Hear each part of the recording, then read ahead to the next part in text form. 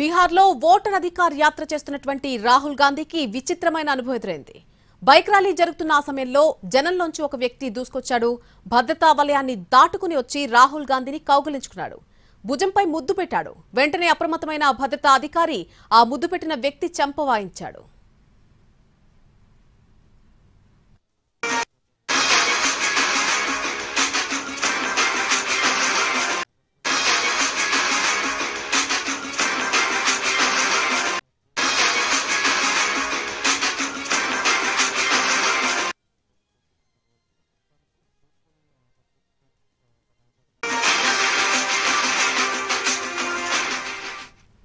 బీహార్లో ఓటర్ అధికార్ యాత్ర చేస్తున్నటువంటి రాహుల్ గాంధీకి ఈ విచిత్రమైనటువంటి అనుభవం ఎదురైంది.